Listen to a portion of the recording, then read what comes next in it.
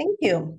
Well, I'm Anna Barker, and I am your friendly literature guide. And before we started recording, I realized that some of us have been together for 4 years now.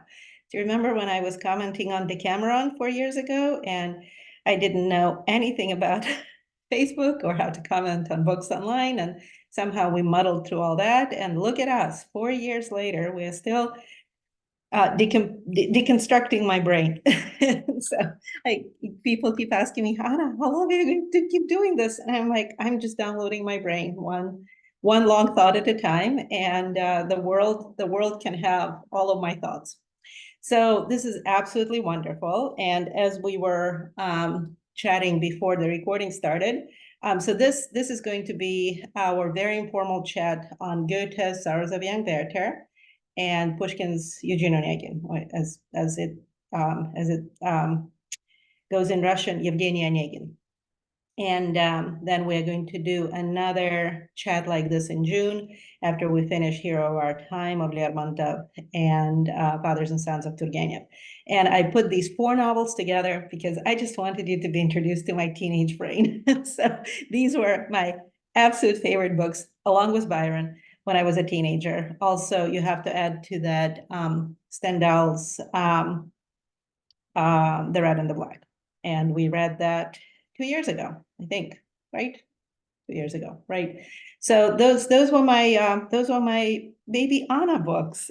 And as some of you know, I didn't like figure out how to read till I was 10. I was the only child, the only grandchild. There was always a grown up I could commandeer who could read a book to me. And then all of a sudden, once I started reading, about 12, I read what was it? Robinson Crusoe. And my mom just actually gave me the copy of that book. Like she gave me the Robinson Crusoe that enchanted me when I was 12. So this is wonderful. I have it. And then Don Quixote, and then all of a sudden, like all of this, Pushkin and Lermontov and Turgenev. So Hero of Our Time, we're reading now. I'm going to post my first thoughts on Princess Mary, one of the longest chapter in the entire novel. And I have to say, I read it at 14. I loved it instantaneously. I wrote my undergrad thesis on the Hero of Our Time, and then it was on my master's comms list and on my PhD comms list. So the Hero of Our Time has been with me all my life, and I'm just so thrilled to introduce it to you. And I will tell you that 10 years from now, when somebody will ask you, so what did you read in all of those tutorials? You'll remember the Hero of Our Time. It's just one of those books that will haunt you forever. And if you are loving it now, welcome to the club. If you are still completely indifferent to it and wondering like, when will the thing happen? Just you wait. If you hate it, you will remember it forever still. And Pichorin is one of those enigmatic characters. And so funny because I posted that quote from Demons of Dostoevsky, where it just, says like a little bit of this, a little bit of Byronic, and then a little bit of that, a little bit of Heine, and a little bit of Pichorin. And here you have this like arch Russian character of the 19th century. So Pichorin has influenced everything. But before Pichorin, there was Onegin, and it's fascinating that Onega is a Russian river and Pichora is a Russian river. And Pushkin and Lermontov were fully aware that they're naming their characters after Russian rivers. So Pichorin springs out of Byron and springs out of Onegin. And of course, Onegin springs out of Byron, and Pushkin tells us that he is a Muscovite and Herald's cloak. So absolutely, absolutely wonderful. And then was Goethe's Sorrows of Young Werther. It's amazing that so many books that we'll be reading starting from now on, you will understand the reference, because just think how much Goethe is already mentioned in the books that we have read since we read Sorrows of Young Werther, both in Pushkin and in Lermontov. So, and also we are reading all of these books written by 25-year-olds. So 24, 25-year-olds. So Goethe was 24 when he wrote Sorrows of Young Werther. Pushkin was writing this when he was about 25, Eugene Onegin, And then Lermontov died at 26. So it's astonishing he finished this novel. It's just absolutely, absolutely stunning. It was actually, he even had time to write the intro for the second edition. And then he died as it was being printed. So amazing. And then when we get to Turgenev, Fathers and Sons is his greatest novel, but we need to read Fathers and Sons before we are going to read Notes from Underground and Crime and Punishment in the fall. So without much further ado, I absolutely loved dipping back into Goethe. And those of you who are wondering, Anna, are we going to read Faust?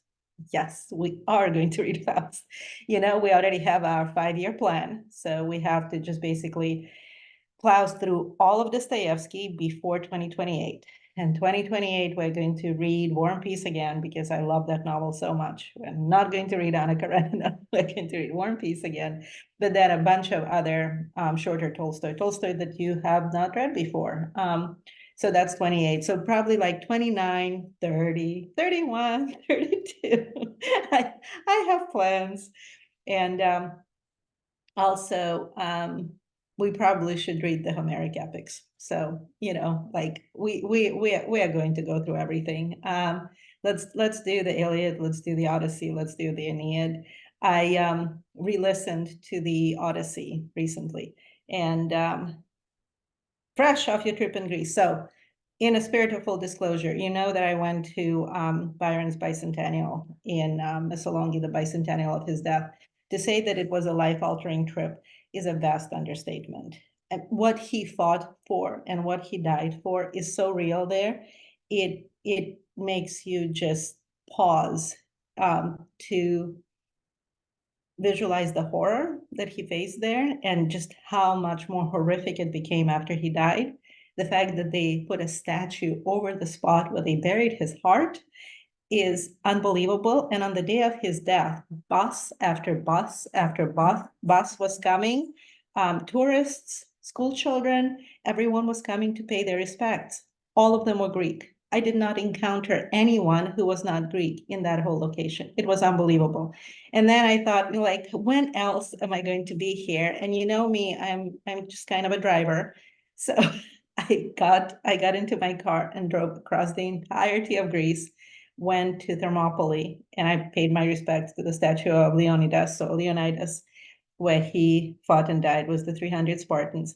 And I drove back and I got on the ferry and I went to Ithaca.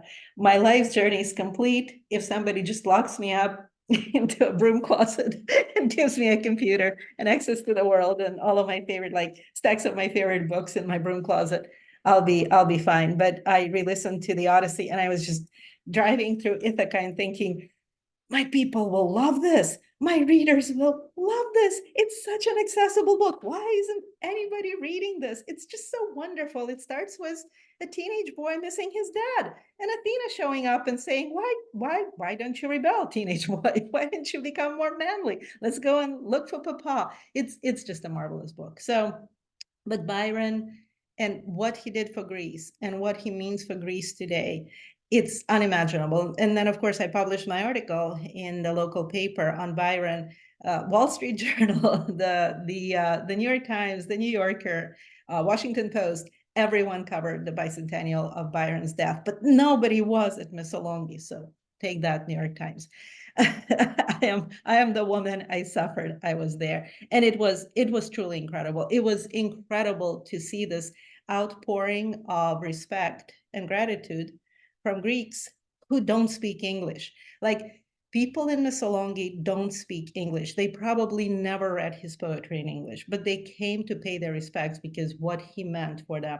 The fact that this public intellectual, the most famous writer in Europe at the time, died fighting for this cause, woke up Europe. And Europe all of a sudden came to fight for Greece, and Greece was independent, the first country that in its entirety was free from Ottoman Turkish rule.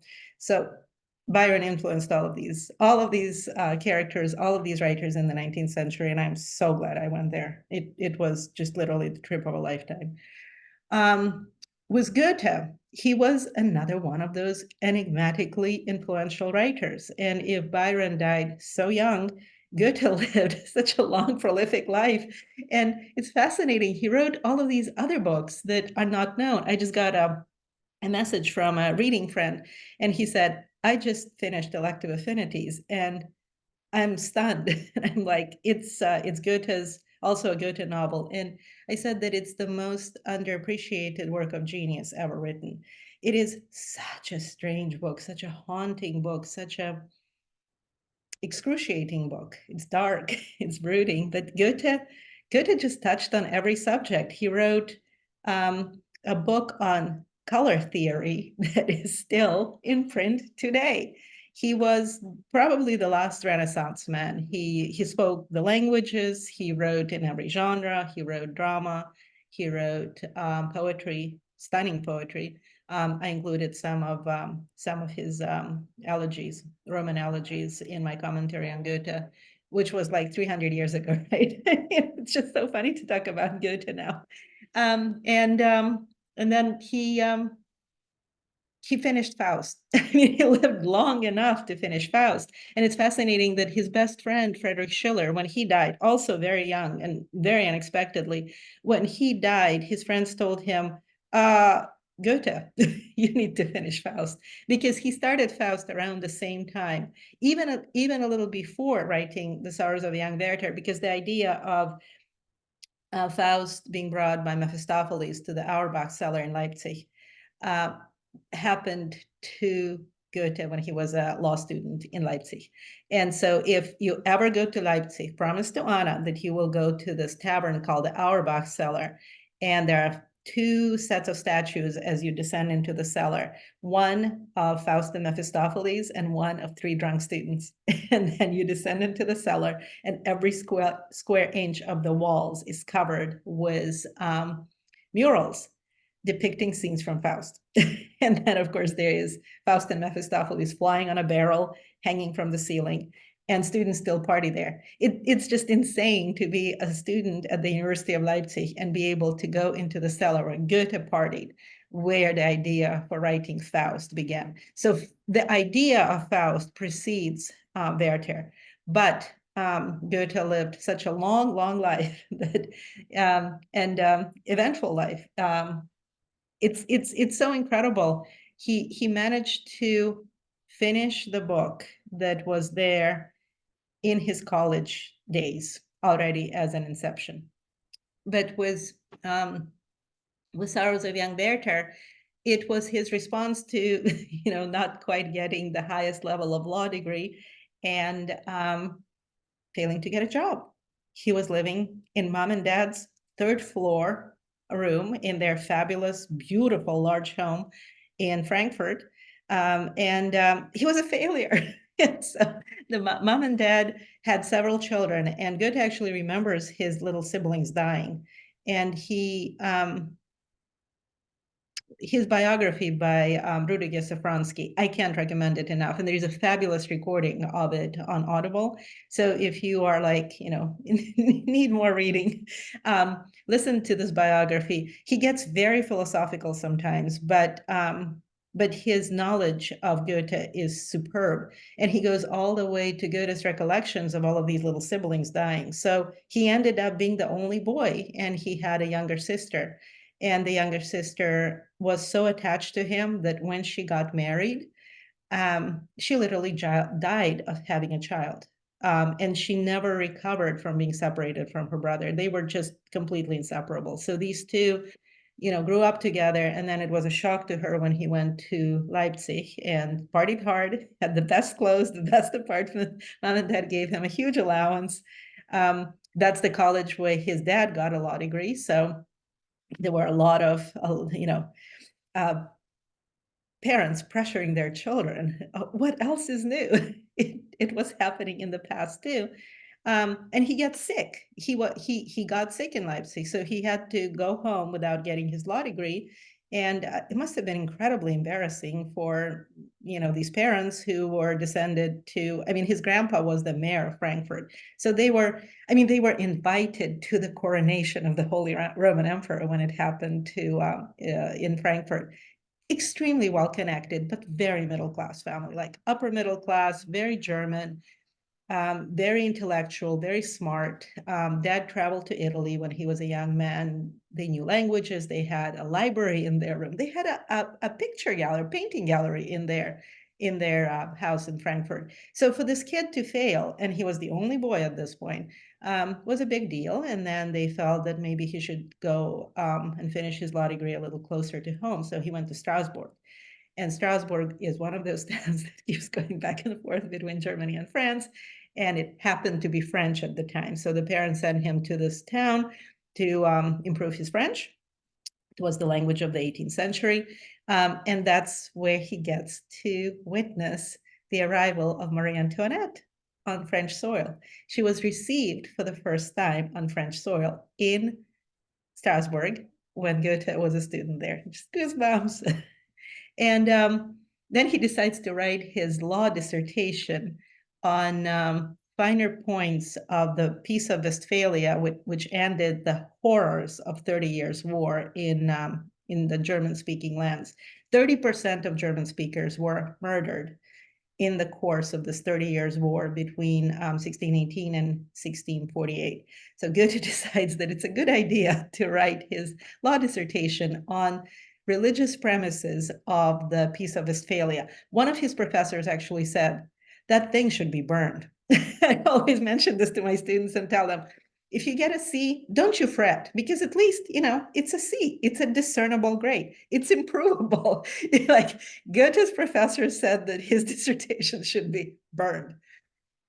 And so instead of getting the highest law degree, he got a licentiate degree. So mom and dad must have been just flabbergasted and devastated. Remember, he's the only remaining boy. And then he comes home and then he goes into the law courts in Wetzlar. And that's where he works for a little while doing research and working as a clerk in this law court. Do you remember I posted a link to a film that was made recently? Has any one of you watched it? I can't recommend it enough because it's this strange mixture of the Sorrows of Young Werther and Goethe's experience meeting Charlotte Boff. And it's accurate and inaccurate at the same time, but atmospherically so perfect. So I really, really strongly suggest that at some point you watch that movie. And so I visited, okay, my mom had 2 surgeries this year. One was left eye and the other one was right eye. And somehow she managed to like schedule them in a way that worked out for me to drive from Budapest to Frankfurt, Wetzlar, Weimar, and back to Budapest and be here for her surgery and bolster her. And then her second surgery was like right around the same time as I went to the Byron bicentennial. So it was amazing. So I arrived, I saw mom, she was fine. And she's like, no, you have to, like, your readers want you to be in Frankfurt. I'm like, okay. So, I mean, like, you're looking at a person who can drive 15 hours in one day without complaints. I eat anything. I eat junk.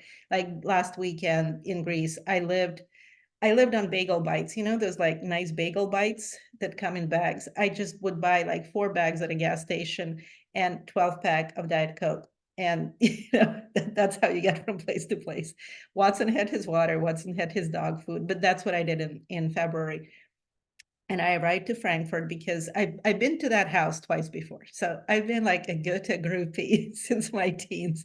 I read Sorrows of Young Werther and Faust when I was like 16, 17. And the crazy thing is like Faust really spoke to me. It was just one of those books where I felt that I get it. I completely get it. We exist in the state of exalted striving. And if we don't attempt to achieve some kind of result, then our life is worthless. But what if the result we achieve is a catastrophe? Well, but that's a part of the human condition because we have free will, we make mistakes. But free will should not be taken from us, even if we waste our life completely. It just really spoke to me. And of course, all of Dostoevsky theories of free will comes out of Goethe's ideas in Faust, and that those ideas influenced both Demons and Brothers Karamazov so tremendously. So I drove to Frankfurt. I woke up.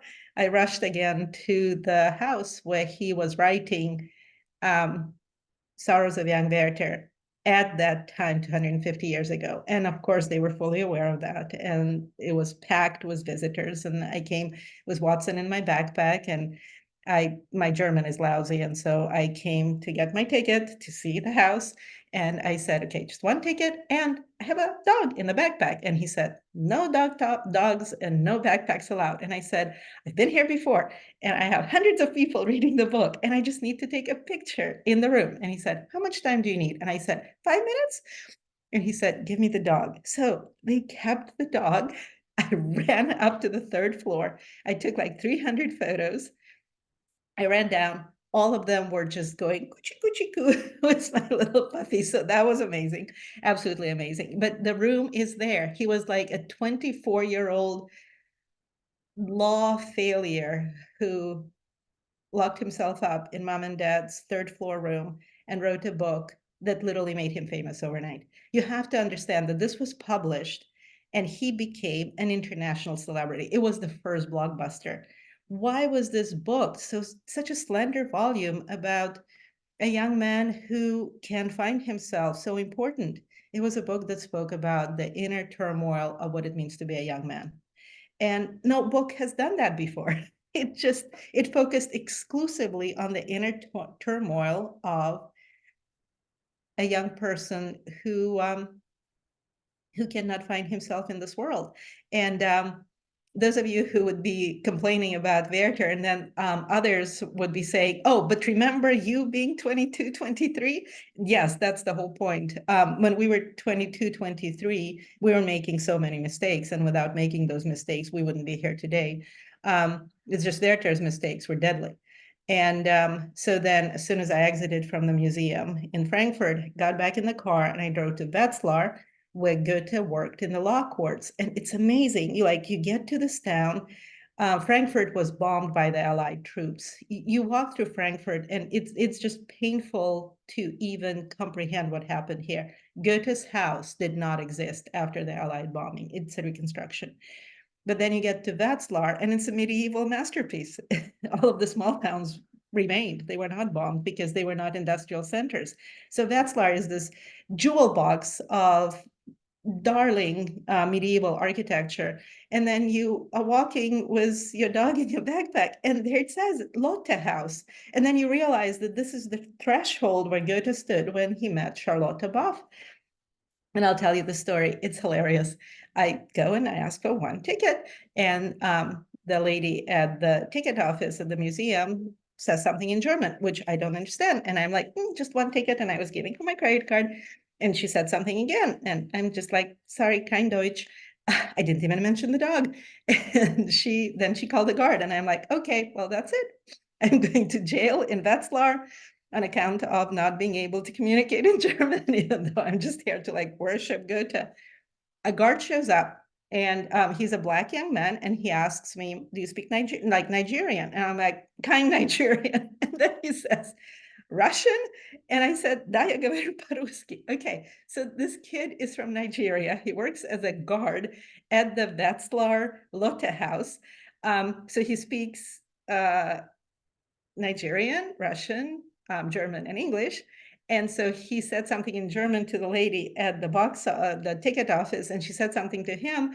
And he said to me in English at this point, come with me. And I said, well, okay. So he said, you can only pay in cash. And I said, I'm so sorry, I don't have cash, and you're closing in 45 minutes. And I don't know where to find like an ATM. She said, that's okay. He took me into the house. I didn't buy a ticket. He led me into every room, and he was the sweetest young man imaginable. And he just followed me everywhere. And I was taking like millions of pictures. And I found like there was a whole room filled with nothing but Sorrows of Young Werther translations.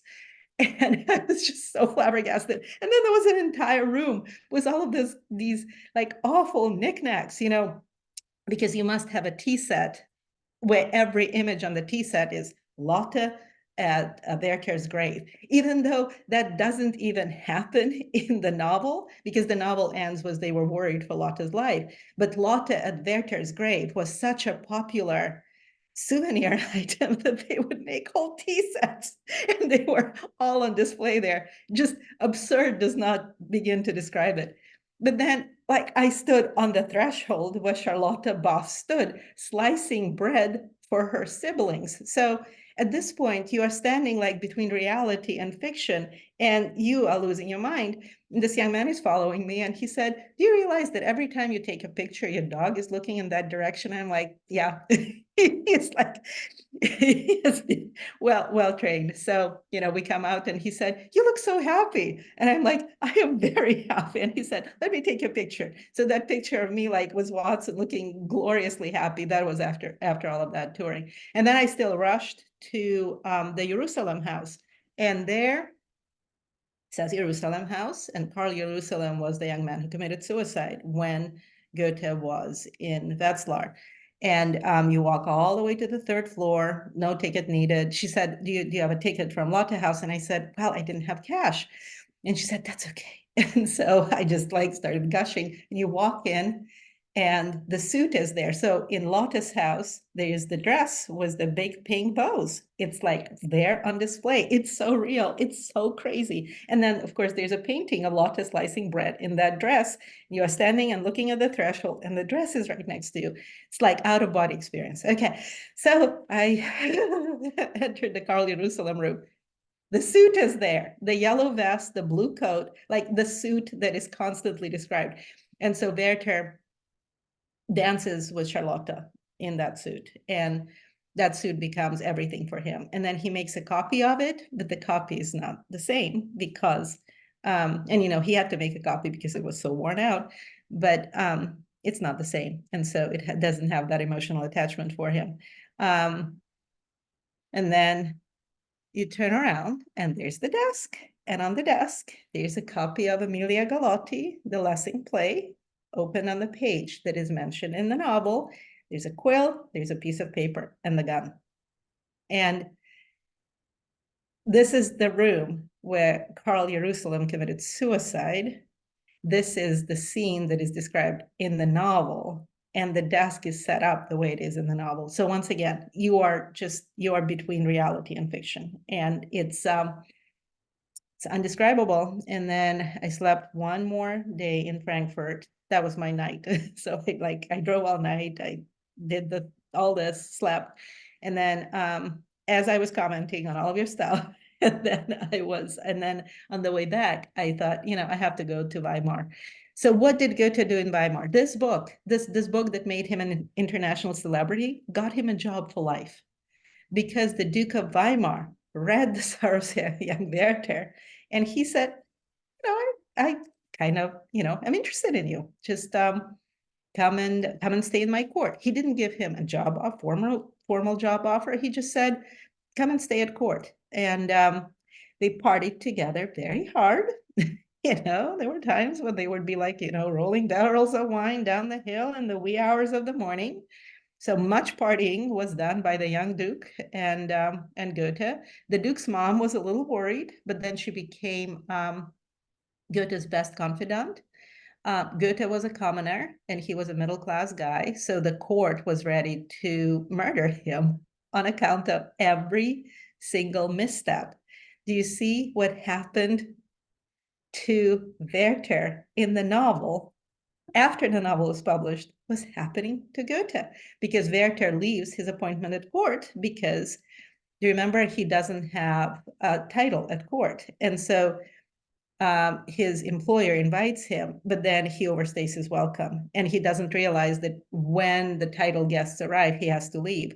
And so it's such an embarrassment that he has to leave his position. And so some of you are wondering, maybe perhaps this appointment at court will be a sort of maturation point for Werther, but it didn't happen because he embarrassed himself so much that he had to leave his position. And so that's when he becomes really depressed.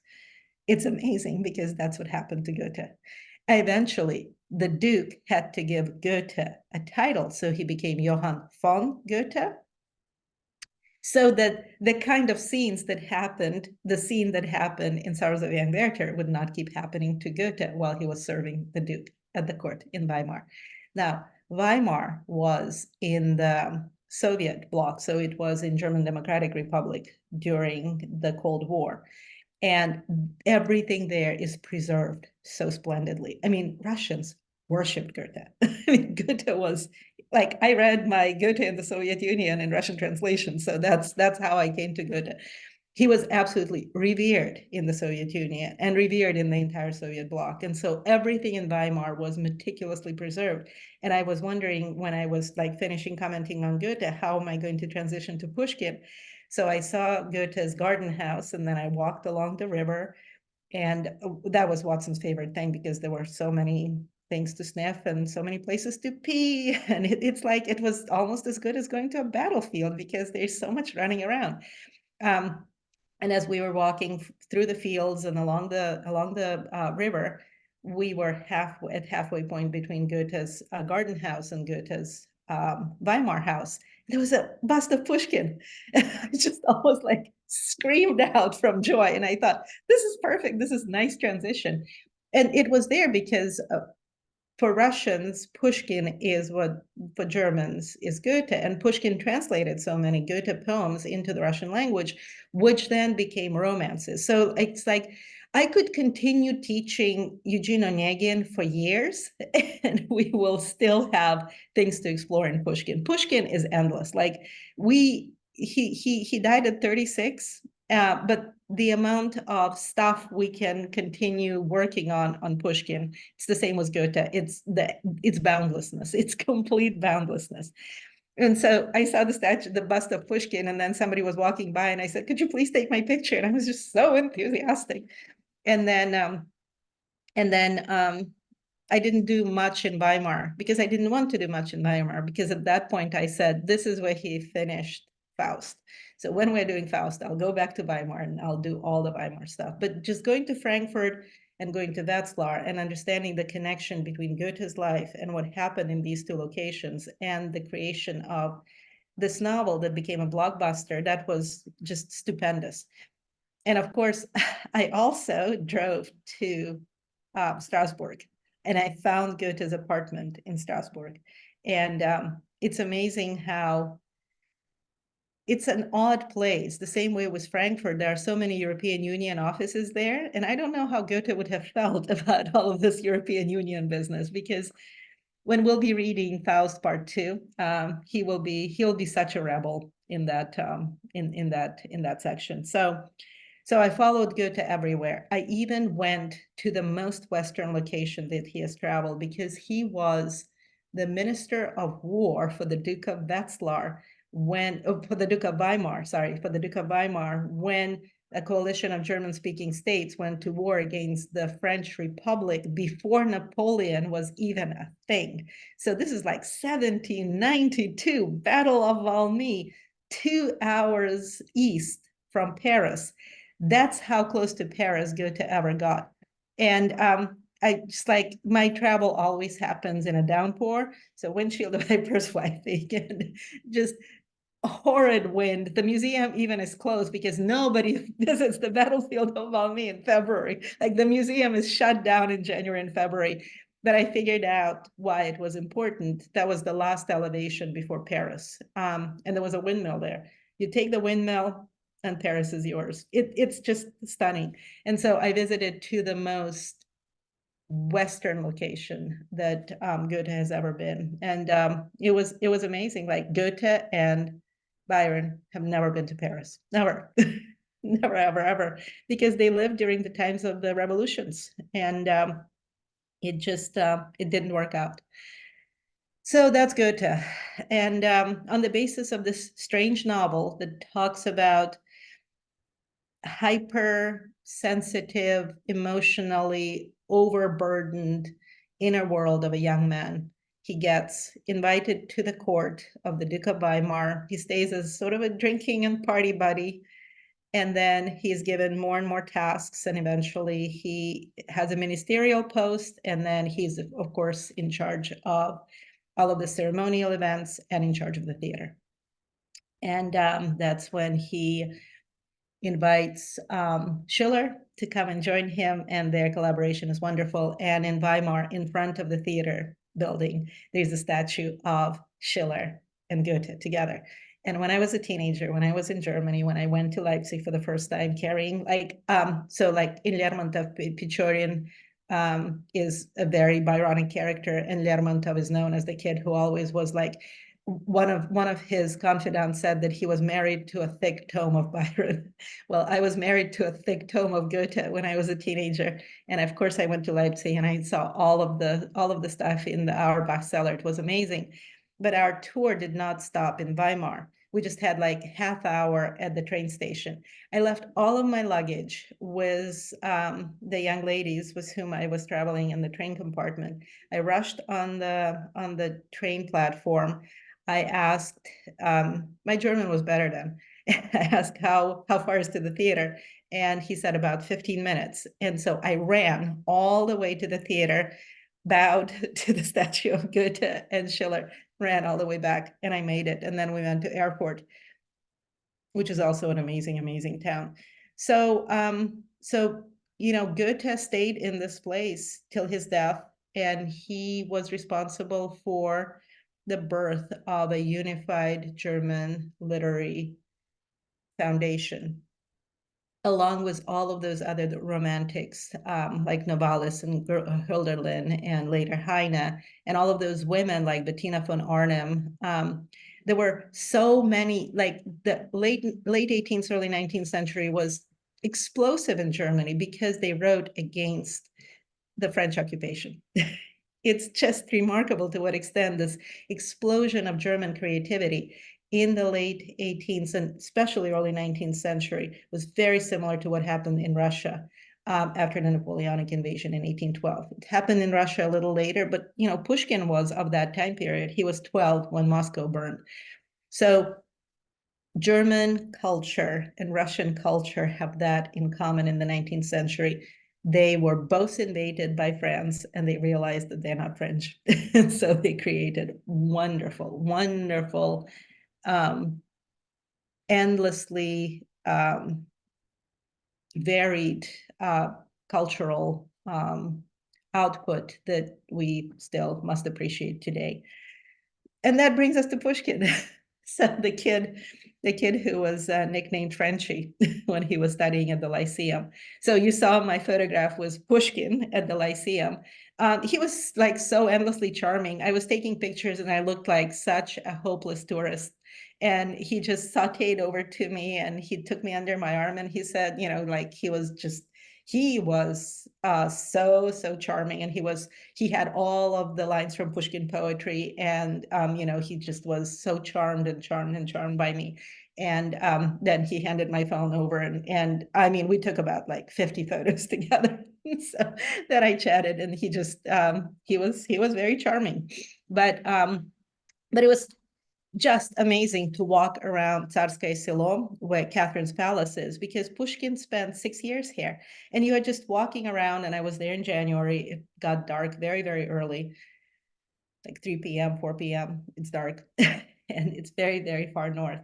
And it was amazing to walk around the paths that Pushkin covered when he was a kid here. He made lifelong friendships at the Lyceum. It's amazing how often he mentions all of these poets that nobody knows in the West, nobody knows in Russia anymore, but they were important to him. And they were his friends from the Lyceum, and he's still writing about them in Eugene Onegin. And once again, when you're reading Eugene Onegin, you don't know where Pushkin ends and where Onegin begins. The same way with Goethe and Werther. You don't know where one ends and the other begins. They are very autobiographical. Same with same with the hero of our time. I mean, Pechorin is so Lermontov. So with Pushkin, we probably should do a year of Pushkin. There's so much more to Pushkin than just Eugene Onegin. At some point, please watch the entire opera, because it is just remarkable to what extent Tchaikovsky takes the poetry of Pushkin and turns it into the opera. There are very few additions to it. The husband's aria, "Любви все возрасты покорны," that line appears in Eugene Onegin, "Любви все возрасты покорны," all ages are susceptible to love. But then the whole aria of the husband was added by Tchaikovsky. Most Russians know Eugene Onegin as the opera. Eugene Onegin is not read widely in its entirety, but the sections, do you remember I would like tell you over and over and over again, this section is very famous, this section is very famous, this section is very famous. All of the nature descriptions, they are still in school textbooks today. So children, when they are getting their Russian literature textbooks, they would include sections from Eugene Onegin, like "Zima, крестьянин торжествует." That is a very famous section. "Winter, the peasant is rejoicing."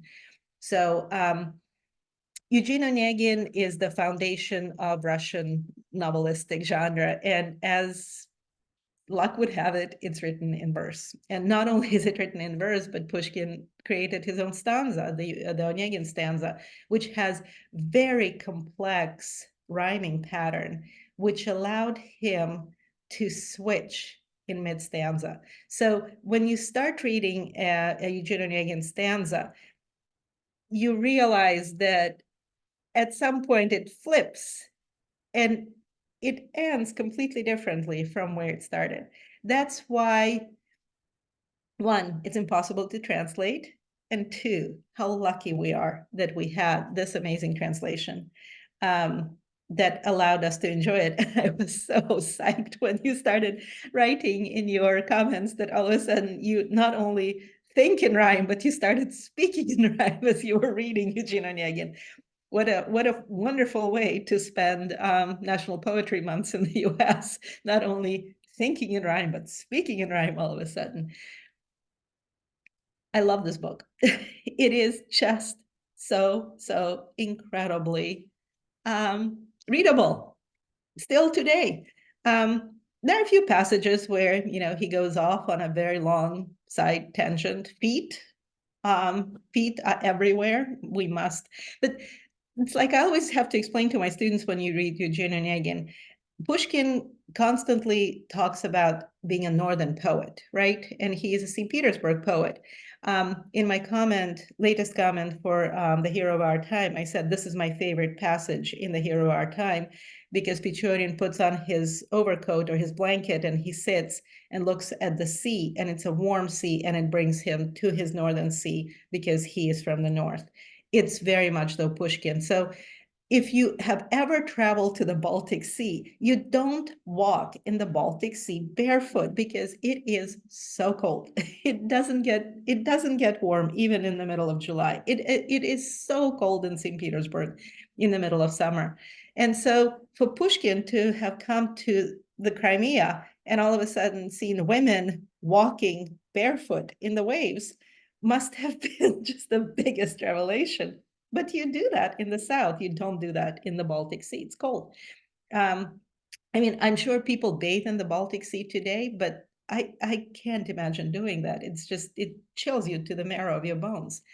And so for Pushkin, the South was a revelation. For Lermontov, the South was a revelation. For Tolstoy, the South was a revelation. These three writers were turned from good beginner writers to spectacular writers, but by their encounter with the Caucasus and Crimea. And of course, we're going to read both Tolstoy's The Cossacks, his novel, about his life being stationed in a Chechen or in a Cossack village during the Chechen War, that is already referenced in Lermontov.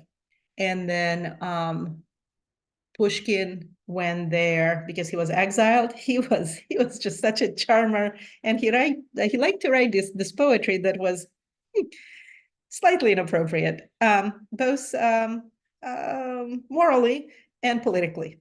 And so he was exiled to the Caucasus, and he ended up going from the Caucasus to Crimea to Odessa. And that's when he was sent to Mikhailovskaya in 25, and that's where he was parked in front of a laptop. his quill. There's a little statue of Napoleon and the portrait of Byron, and he was parked, literally, with no other exciting things to do but write the greatest first Russian novel. So thank you, Russian authorities, for exiling Pushkin to the south to get him out of his northern boredom and northern chandra, it's called in Russian. And having experienced, you have to understand that Russia is like so flat. When historians talk about the fact that Russians are paranoid about invasions, there's no natural border between central Russia and anything else. To the east, the Ural Mountains are not really mountains. They're just like tiny little hillets. To the west, there's nothing. There's just absolutely nothing till you get to the Carpathian Mountains, but that's way over to the south, and then the Alps. So the flatness of Russia makes the Caucasus an event in anyone's life who visits there. And so Pushkin was just absolutely stunned. And he starts writing very Byronic poems there. In the Caucasus, he writes The Prisoner of the Caucasus, and in Crimea, he writes The Fountain of Bakhchisarai. And he visits the palace of the Tatar Khan in Bakhchisarai and writes this wonderful, totally Byronic poem about it.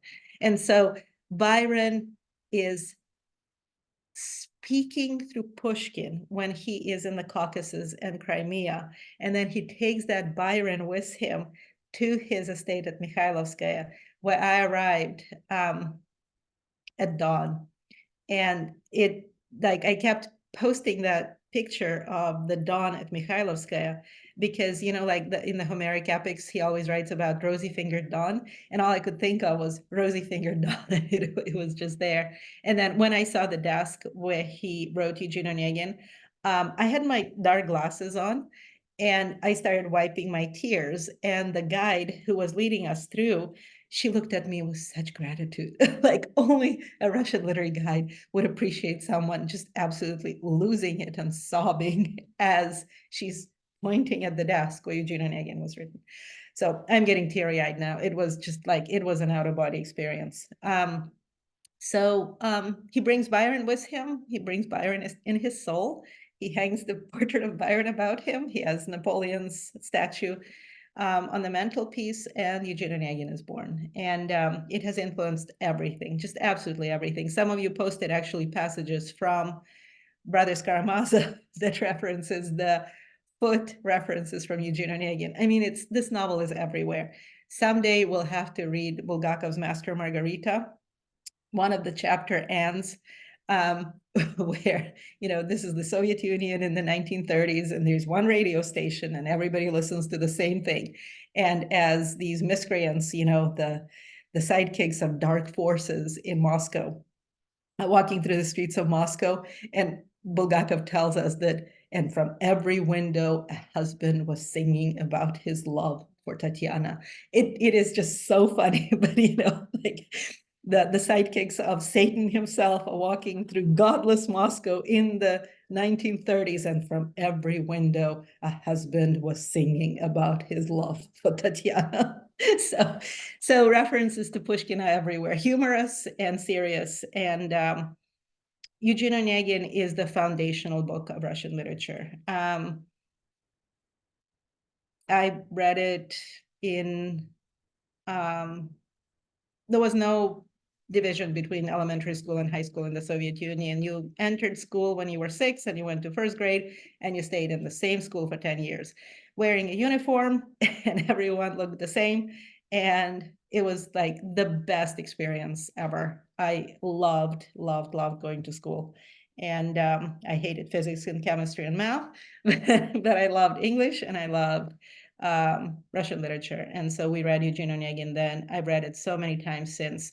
I never taught it until I discovered this translation, because I felt that the humor of it, the humanness of it, it's not a book. It's you know, Pushkin is inviting us to just kind of sit and chat with him, you know, like, yeah, you know, I have these thoughts, and I want to share them with you.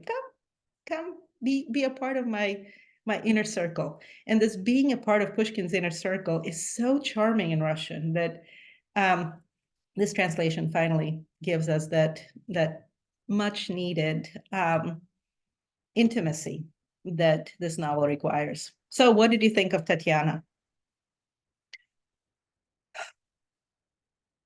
And I'm going to look at, I see some questions in the chat. So let me roll back because I think John is gone. Yes, Greece for art. Yes. It's funny because Pushkin says this is not an autobiography like Childe Harold. Yes, yes. So, Pushkin is saying this is not Childe Harold, and then he writes the Russian Childe Harold. Okay, Tatiana. Yes. So, one of the comments said that it's amazing how when Tatiana reads Pushkin's, when Tatiana reads Onegin's copies of Byron, she sees where, and I love, this is so perfect. Like I would mark up my books with a pencil, right? But Onegin does it with his nail. And literally, we could have commented on Onegin for the rest of our lives. Because remember, at one point, Pushkin tells us that Onegin had every single file imaginable that is available in the West for importation into Russia. And he's so funny because he's like, all of these luxury goods are coming from Paris and London. And Eugene Onegin has every single nail file imaginable. So you can see that his nails were just, spectacularly well. In Russian, there's a wonderful word for it, холёный. He had холёные nогти. So pampered nails. And so it was those nails that he marks those passages in Byron, right? It's not with a pencil. And so you have to make that connection. Pushkin does not have to tell you that those are the same nails that he mentioned that, were the beneficiaries of all of those European files. But you just make this connection. It's so funny, like this is why you have spectacular nails so that you can mark your favorite passages in Byron. It's just hilarious. And so Tanya all of a sudden realized she has been in love with a literary hero, with a literary character. It's amazing that her mother's generation did the same thing with the characters of Richardson's Clarissa, right? But her mother then was married off and she was in love. She projected those emotions that she had for the characters of Richardson's Clarissa onto an officer. But the family felt that she should settle down in marriage. And so they married her off to Monsieur Larin, and he immediately saw that this young lady is very romantically inclined. So he whisked her off into the countryside, kicking and screaming. She wanted a divorce. She wanted just, it was the end of her life. And then she realized, oh, she can be comfortable. She can grow fat and happy. She doesn't have to wear a corset. She can appear to all of her meals in a cap. She can reprimand her servants anytime she wants. She can make jam whichever way she pleases. Isn't that funny what Tolstoy does that with Anna Karenina? And she can go to the bathhouse without her husband's permission. Like, okay, kids, what else do you need in life? Okay, you can just, grow fat and happy and forget about all of this sighing and sleepless nights. And then we have Tatiana, and she's suffering, and poor Nanny says, Tanya, are you sick? Because for Nanny, the only reason why a human being would be this miserable is illness. And Tanya's like, no, I'm in love, Nyanya. And so the Nanny is like, oh, honey, we didn't know anything about that love stuff. She was like 13 and her husband was even younger when they got married. And, they unbraided her hair and they braided it again as a married woman's hair. And she was sent off to live with total strangers. So it's a panorama of Russian life, right? He writes about peasants so much. The nanny is just as important as the nanny in Romeo and Juliet. Juliet does not go to her mother with all of her heart's problems. She goes to her nurse. And so Tanya goes to her nurse too, and she's hilarious. I mean, she's so funny when Tanya says, like, send your grandson to send this letter. And then Henny's like, where? I've gotten slow in my old age. And Tanya is like, just, where. So the humor of it is just so lovely. And then Tanya realizes that she followed the same path as her mother. She projected her literary aspirations onto a hero, but if her mother at least read the books that she projected onto this hero, Tanya was still reading her mother's books. She was reading 18th century novels, while Onegin comes from the 19th century, and he is a Byronic hero. And so Tanya finally sees all of those fancy nail markings in Byron and realizes this is a different kind of hero. He's actually not interested in me. I mean, he literally is not. All of these Byronic heroes just have women throw themselves at their feet, and they're just so not interested. And so Tanya grows up, and Tanya is sent to Moscow to the bridal fair. In Russian, it's Na Yarmarku Nevest. And it's fascinating that these old ladies, I mean, do you see how much Tolstoy works with this in both War and Peace and Anna Karenina? To what extent both of those novels come out of Eugene Onegin? Because when the two old ladies in their 40s probably meet and they start remembering about, oh, do you remember how we were so enchanted and in love with so-and-so? We see that at the very beginning of War and Peace, right? When Boris's mom and Natasha's mom, there's that passage that just makes me sob every time I think of it. They wept because they were young and because they were friends together and because they had to be concerned with such an awful thing as money. But for both of them, they were happy tears because they remembered their youth together. That passage comes straight out of Eugene Onegin, the two ladies meeting. And then everybody comes and, checks Tanya out, and they think, well, she's a strange one. What a country bumpkin. Do you see how the transformation of Maria for the sake of Anatole in War and Peace is very much so what the Moscow cousins have done with Tanya? They fancy her up for Moscow, and she just wants to go home. She just wants to go to her forests. And I mean, some of you actually commented on that, and you can go back to your teens. I'm so sorry. So sorry, dear readers, but life just rushes us forward, and we can say that it's cruel, or we can just live with it. Life is change, and Tanya is very much so. All of us, we are all Tanya. We read all of our lovely books in our teens, and then life rushes on, and Tanya is married off to someone who fought against Napoleon. Isn't that wonderful? So there's one more time that connection. He was there in 1812, and so he is favored by the court because of the heroic patriotic duty that he has done for Russia.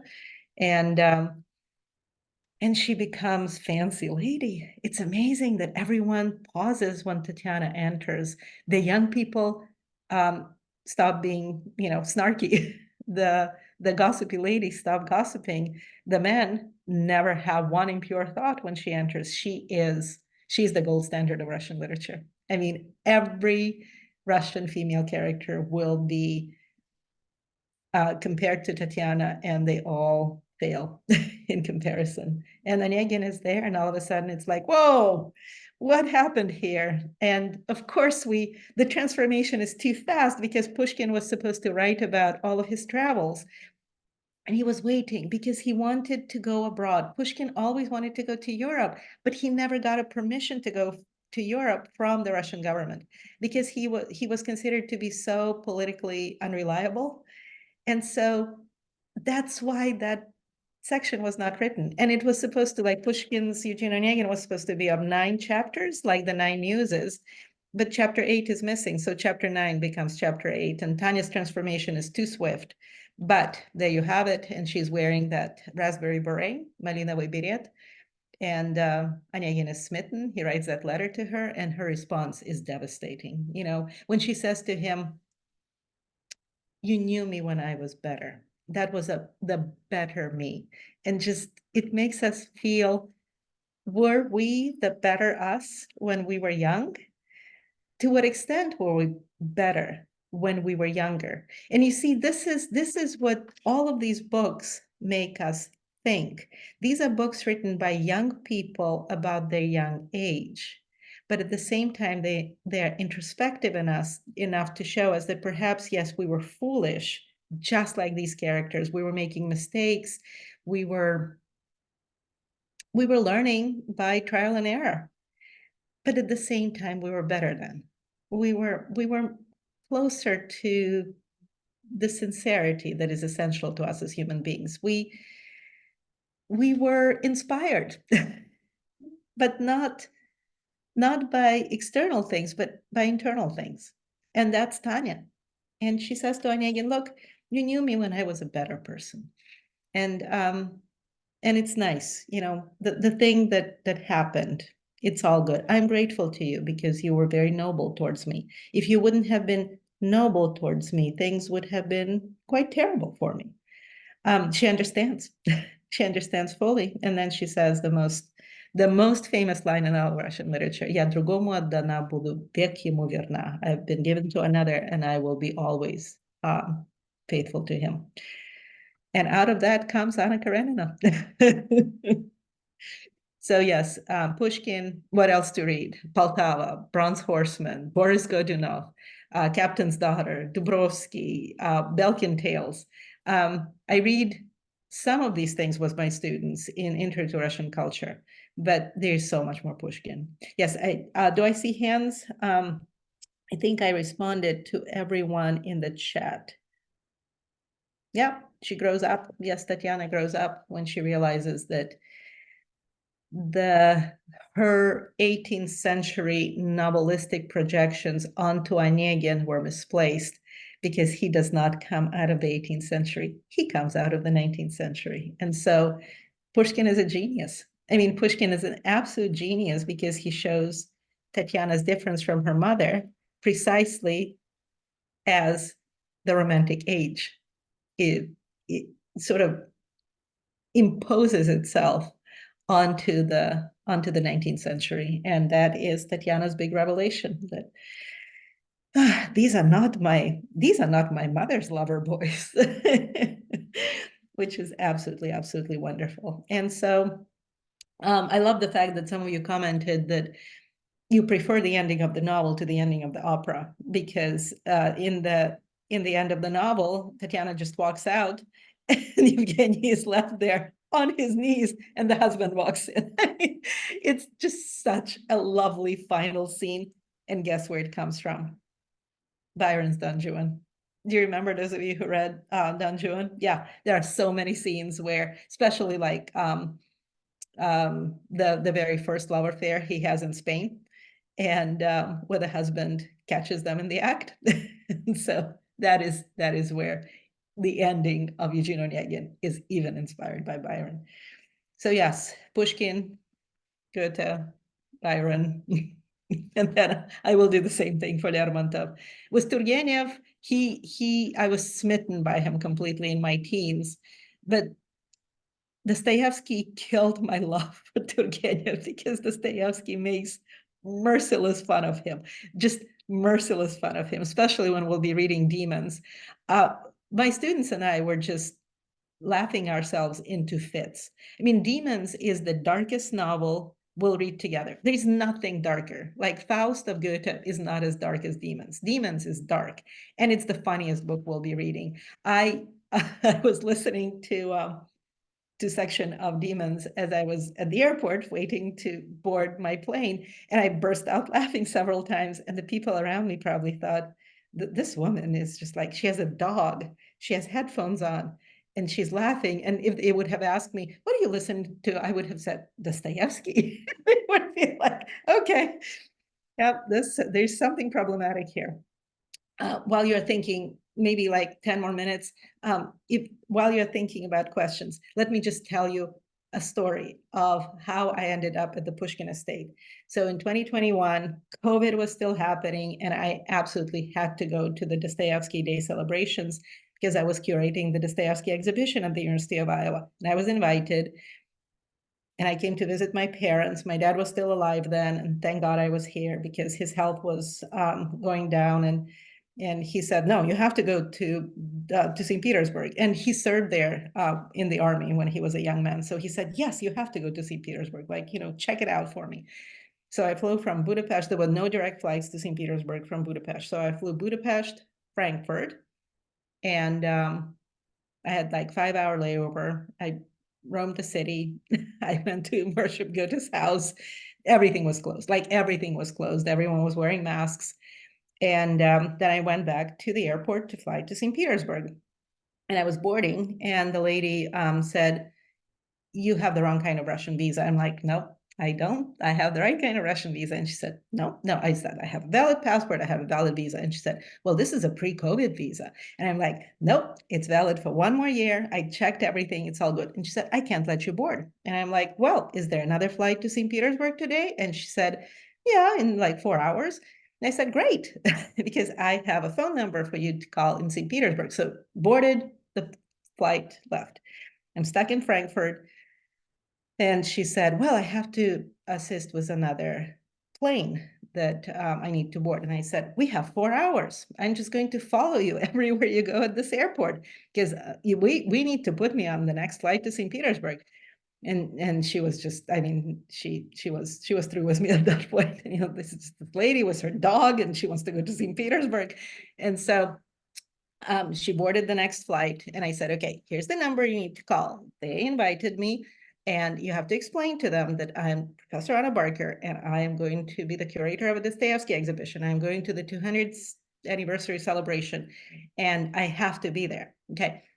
She comes back in 10 minutes, and she says to me, I don't know who this Dostoevsky is, but they told me to put you on the next plane. So it was just so perfect. So she's like, I don't know who this Dostoevsky is, but they told me to put you on the next plane. So that's why by the time I got to St. Petersburg, the person who was supposed to pick me up at the airport, he took a long nap, and then he drove me straight to Mikhailovskaya instead of sleeping in St. Petersburg. That's how I ended up in Mikhailovskaya at the time when the sun was rising at like 2:30 a.m., 3 a.m. And I just said to him, stop the car. And he said, what's wrong? I said, I have to go. I have to go into this meadow. And I came back, and he said, did you get enough meadow? And I'm like, yes, I understand Pushkin now. And he's like, whatever. So he was so funny. He was just absolutely, absolutely funny. So that's my story of Pushkin and Dostoevsky. And yes, is Lenski Werther in so many ways. He's German Romanticism. So if Onegin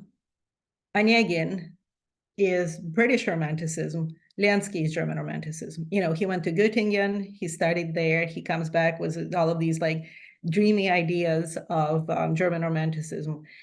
And Onegin is more lively. I mean, those of you who read Byron with me, Byron is naughty. Byron is, I mean, both Childe Harold and Don Juan. There's life there.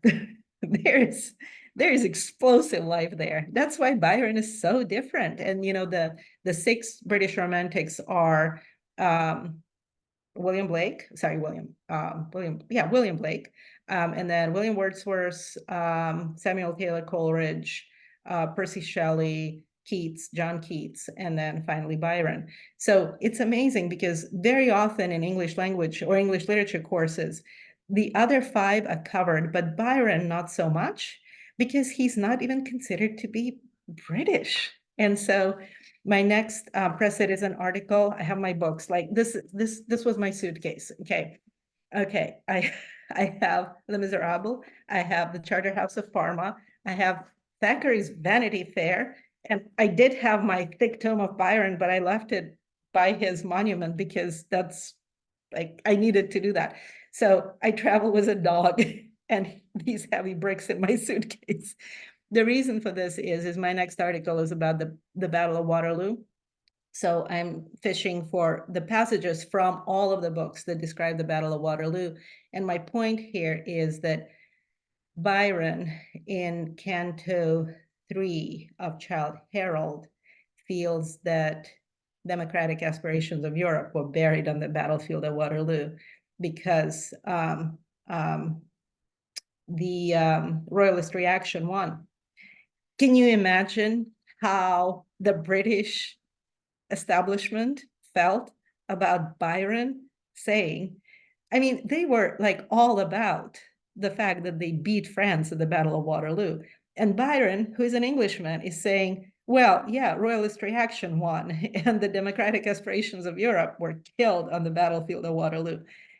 Just can you imagine the British giving him burial at Westminster Abbey after that? Not likely. So I'm going to write about that in my next article. The May article is about the battlefield of Waterloo, and that's my transition from Byron to other French things. Any other questions? I saw one little comment here. Yes, so Lansky is inspired by Werther. He's not necessarily Werther, but he's definitely representative of German Romanticism. Any other questions? Well, this was a yes. Very Irina. quick one. Is it strange for so close after the War of 1812 for Pushkin, who's writing in the 20s, to have Napoleon on his desk, or they were already in love with Napoleon in Russia by that point already? No, it's amazing. Russians still are like so Napoleon. It's remarkable. There's a wonderful Russian film called Russian Ark, and it's about the Hermitage Museum, Ruski Kovcheg. The director is Alexander Sakurov. It's the longest one-take film ever shot. It's 96 minutes. There is no cut. It infuriates you at one point, and then the next thing you know, you're sobbing at the end. It is. I show it in my Intro to Russian Culture every single semester I teach it. At one point, they end up in a hall in the heroes. It's impossible to describe this film. Anyway, they end up in a hall in the Winter Palace that has a lot of Empire-style furniture. And they say, oh, look at this, Empire. That's the Russian word for empire. And they're like, why do you have all of this empire furniture?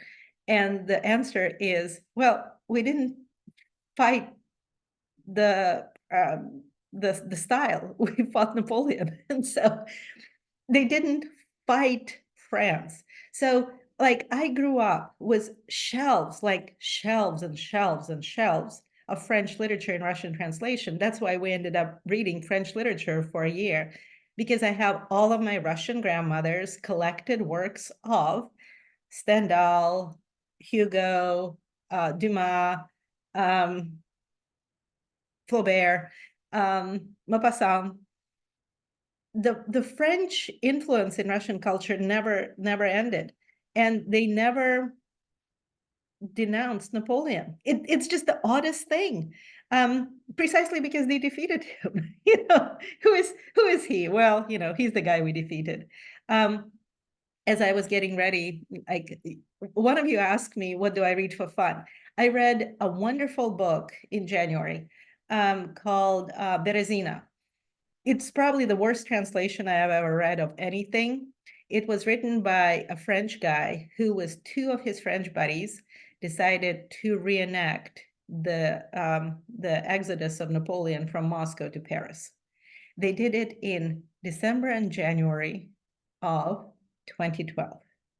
They decided to do it on a Russian motorcycle with a sidecar, and it's an Ural motorcycle. It doesn't go faster than like 50 kilometers an hour. And sometimes they were getting on highways in the snow, in the mud. They were freezing. The guy who wrote the book was the motorcycle driver. He had a friend of his in the sidecar. To whom he promised it'll be a pleasant journey where he gets to read French memoirs.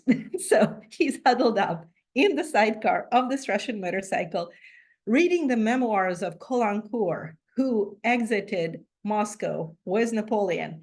And he's like telling them where to go next, according to a book written by one of Napoleon's ministers in the 19th century. These are my kind of people, right? And the guy who is sitting behind the guy who wrote the book was the photographer. And so they ended up breaking down at the battlefield of Borodino. And they would like bang on Russian houses to ask them with assistance. And he said that they were thrilled that we were doing this. They were thrilled that we are French guys reenacting the exit of Napoleon from Paris. And they were helping us because they defeated us, like their ancestors defeated us 200 years ago, and they didn't mind one bit helping us fix our Ural. Fabulous book, absolutely fabulous. Very short, called Berezina.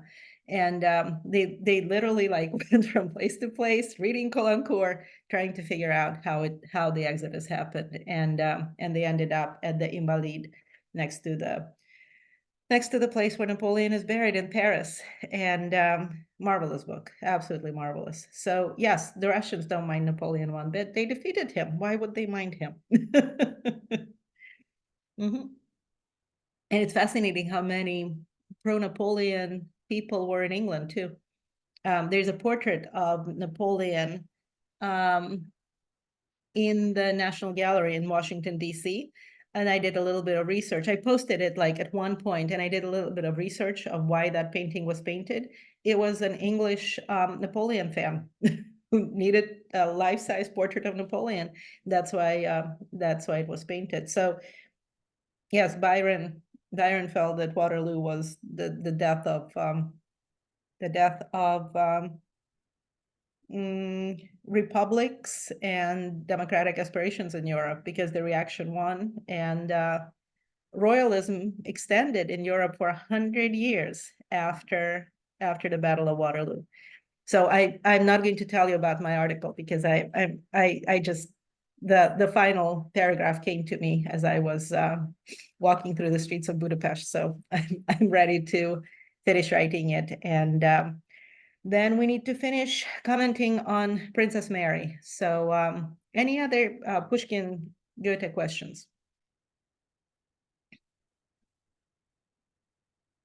All right. Well, we need to read more Pushkin. We need to read more Goethe. So we should. I'm actually thinking like one of these years we will maybe do Goethe's Faust and then Bulgakov's Master and Margarita, because you need to read Faust in order to appreciate Master and Margarita.